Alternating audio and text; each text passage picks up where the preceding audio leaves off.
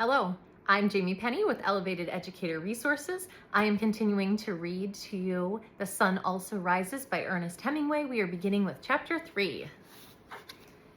It was a warm spring night, and I sat at a table on the terrace of the Neapolitan after Robert had gone, watching it get dark and the electric signs come on and the red and green stop and go traffic signal and the crowd going by and the horse cabs clippity-cloppity along at the edge of the solid taxi traffic and the police going by singly and in pairs looking for the evening meal.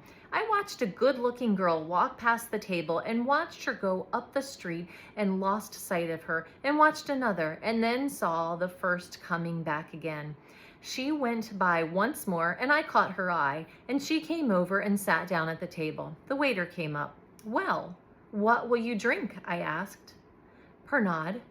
"That's not good for little girls." "Little girl yourself. Dites garçon un pernod. A pernod for me too." "What's the matter?" she asked. "Going on a party?" "Sure, aren't you?" "I don't know. You never know in this town." "Don't you like Paris?" "No." "Why don't you go somewhere else?" "Isn't anywhere else?" "You're happy, all right." "Happy hell." Pernod is greenish imitation absinthe. When you add water, it turns milky. It tastes like licorice and it has a good uplift, but it dropped you just as far. We sat and drank it and the girl looked sullen. "Well," I said, "are you going to buy me a dinner?" She grinned and I saw why she made a point of not laughing. With her mouth closed, she was a rather pretty girl. I paid for the saucers and we walked out to the street. I hailed a horse cab and the driver pulled up at the curb, settled back in the slow, smoothly rolling fiacre. We moved up the Avenue de l'Opera, past the locked doors of the shops, their windows lighted, the avenue broad and the shiny and almost deserted. The cab passed the New York Herald Bureau with the window full of clocks. "What are all the clocks for?" she asked. "They show the hour all over America." "Don't kid me." We turned off the avenue, up the Rue des Pyramids, through the traffic of the Rue des Rivoli, and through a dark gate into the Tuileries. She cuddled against me and I put my arm around her. She looked up to be kissed. She touched me with one hand and I put her hand away. "Never mind." "What's the matter? You sick?" "Yes, everybody's sick. I'm sick too." We came out to the Tuileries, into the light and crossed the Seine and then turned up the Rue des Saints-Pères. "You oughtn't drink Pernod if you're sick." "You neither. It doesn't make any difference with me. It doesn't make any difference with a woman." "What are you called?" "Georgette." "How are you called?" "Jacob." That's a Flemish name. American too. "You're not a Flamand?" "No, American." "Good. I detest Flemings." By this time, we were at the restaurant. I called to the cocher to stop. We got out and Georgette did not like the looks of the place. "This is no great thing of a restaurant." "No," I said. "Maybe you would rather go to Foyot's. Why don't you keep the cab and go on?" I had picked her up because a vague sentimental idea that it would be nice to eat with someone. It was a long time since I had dined with a Polais, and I had forgotten how dull it could be. We went into the restaurant, past Madame Lavigne at the desk, and into a little room. Georgette cheered up a little under the food. "It isn't bad here," she said. "It isn't chic, but the food is all right." "Better than you eat in Liège?" "Brussels, you mean." We had another bottle of wine and Georgette made a joke. She smiled and showed all of her bad teeth and we touched glasses. "You're not a bad type," she said. "It's a shame you're sick. We get on well. What's the matter with you anyway?" "I got hurt in the war," I said. "Oh, that dirty war."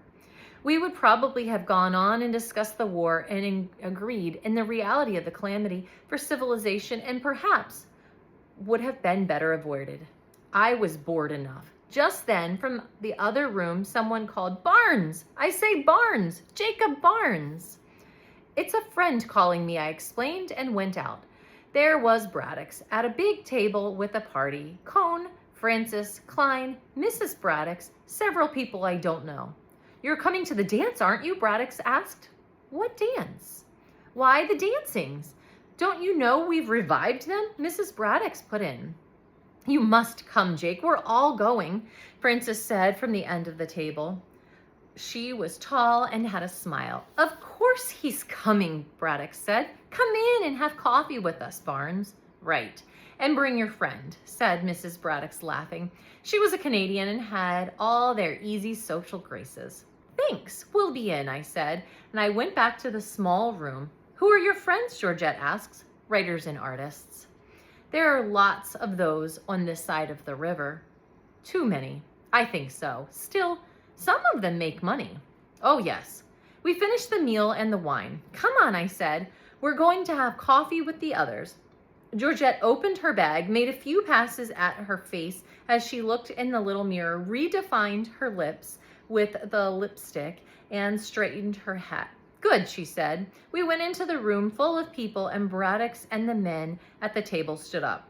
"I wish to present my fiancée, Mademoiselle Georgette Leblanc," I said. Georgette smiled, that wonderful smile, and we shook hands all around. "Are you related to Georgette Leblanc, the singer?"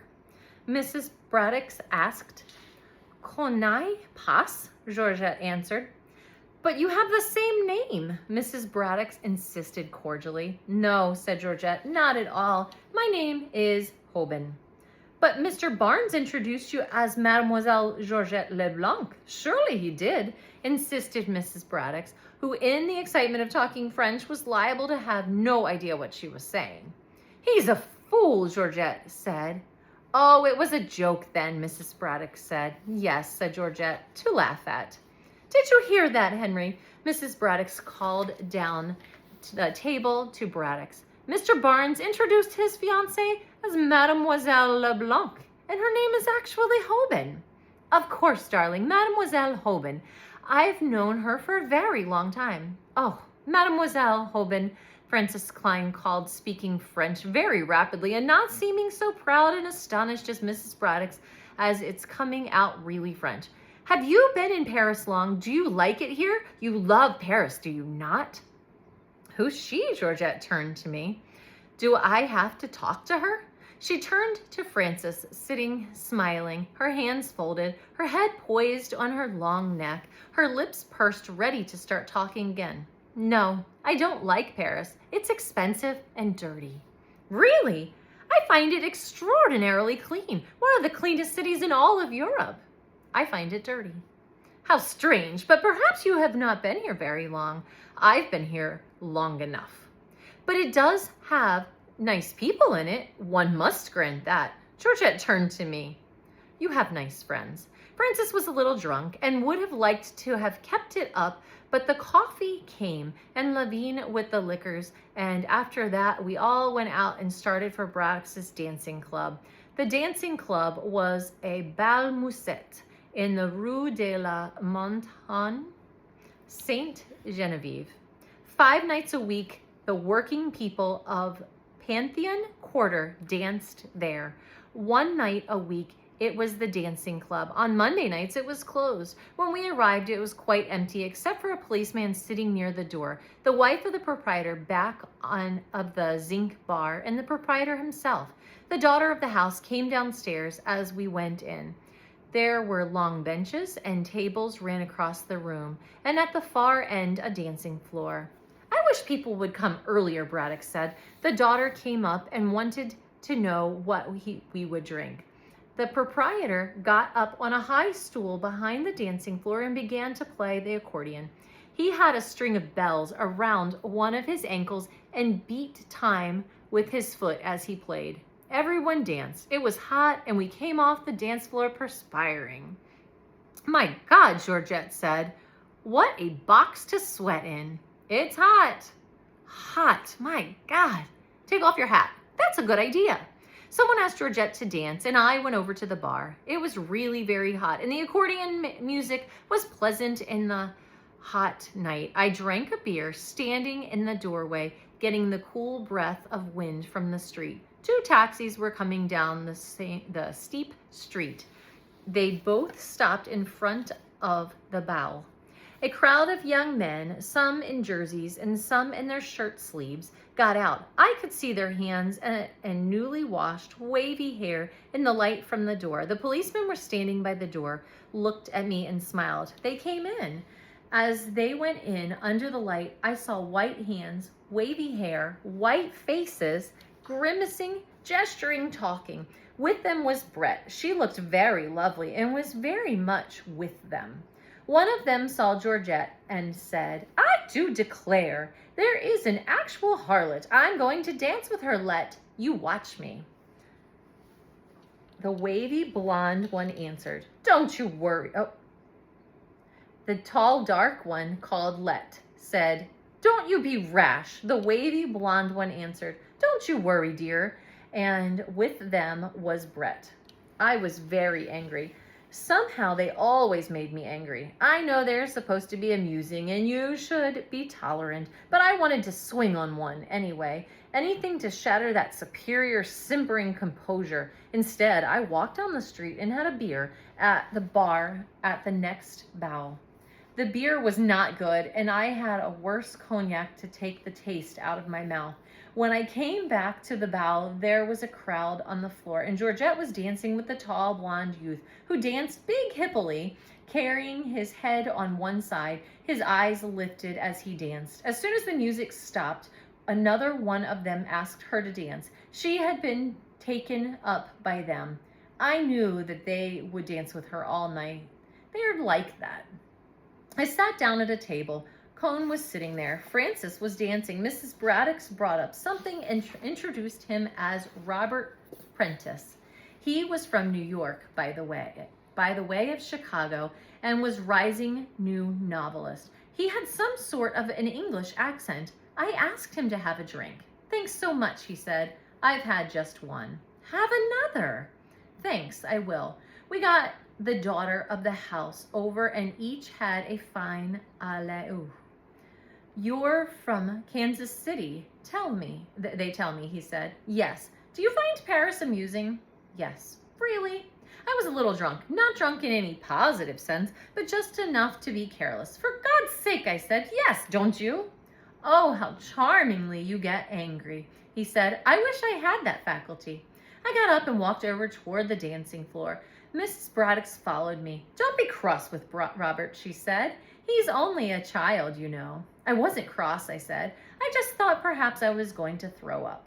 "Your fiancé is having a great success." Mrs. Braddock looked out on the floor where Georgette was dancing in the arms of the tall, dark one called Let. "Isn't she?" I said. "Rather," said Mrs. Braddock. Cone came up. "Come on, Jake," he said. "Have a drink." We walked over to the bar. "What's the matter with you? You seem all worked up over something." "Nothing. The whole show makes me sick is all." Brett came up to the bar. "Hello, you chaps." "Hello, Brett," I said. "Why aren't you tight?" "Never going to get tight anymore," I say. "Give a chap a brandy and a soda." She stood holding the glass, and I saw Robert Cone looking at her. He looked a great deal as his compatriot must have looked when he saw the promised land. Cone, of course, was much younger. He had that look of eager, deserving expectation. Brett was damn good looking. She wore a slip-over jersey sweater and a tweed skirt, and her hair was brushed back like a boy's. She started all that. She was built with curves like the hull of a racing yacht. You missed none of it with the wool jersey. "It's a fine crowd you're with, Brett," I said. "Aren't they lovely? And you, my dear, where did you get it?" "At the Neapolitan." "And have they had a lovely evening?" "Oh, priceless," I said. Brett laughed. "It's wrong of you, Jake. It's an insult to all of us. Look at Francis there, and Joe. This is for Cohen's benefit. It's in restraint of trade," Brett said. She laughed again. You're wonderfully sober, I said. Yes, aren't I? And when one's with the crowd I'm with, one can drink in such safety, too. The music started and Robert Cohn said, will you dance with me, little Lady Brett? Brett smiled. I've promised to dance this with Jacob, she laughed. You've a hell of a biblical name, Jake. How about the next? Asked Cohn. We're going, Brett said. We've a date up at Montmartre. Dancing, I looked over Brett's shoulder and saw Cohn standing at the bar, still watching her. You've made a new one there, I said. Don't talk about it, poor chap. I never knew it till just now. Oh, well, I said. I suppose you like to add them up. Don't talk like a fool. You do. Oh, well. What if I do? Nothing, I said. We were dancing to the accordion and someone was playing the banjo. It was hot and I felt happy. We passed close to Georgette dancing with another one of them. What possessed you to bring her? I don't know. I just brought her. You're getting damned romantic. No, bored. Now? No, not now. Let's get out of here. She's well taken care of. Do you want to? Would I ask you if I didn't want to? We left the floor and I took my coat off a hanger on the wall and put it on. Brett stood by the bar. Cohn was talking to her. I stopped at the bar and asked them for an envelope. The patron found one. I took a 50-franc note from my pocket, put it in the envelope, sealed it, and handed it to the patron. If the girl I came with asks me, will you give her this? I said, if she goes out with one of those gentlemen, will you save this for me? Sieste intendo, monsieur, the patron said. You go now? So early? Yes, I said. We started out the door. Cohn was still talking to Brett. She said goodnight and took my arm. Good night, Cohn, I said. Outside in the street, we looked for the taxi. You're going to lose your 50 francs, Brett said. Oh, yes. No taxis. We could walk up to the Pantheon and get one. Come on, and we'll get a drink up in the pub next door and send for one. You wouldn't walk across the street. Not if I could help it. We went to the next bar and I sent a waiter for a taxi. Well, I said, we're out away from them. We stood against the tall zinc bar and did not talk and looked at each other. The waiter came and said the taxi was outside. Brett pressed my hand hard. I gave the waiter a franc and we went out. Where should I tell him? I asked. Oh, tell him to drive. I told the driver to go to Parc Monsieur's and got in and slammed the door. Brett was leaning back in the corner, her eyes closed. I sat beside her. The cab started with a jerk. Oh, darling, I've been so miserable, Brett said. And that is the end of chapter 3.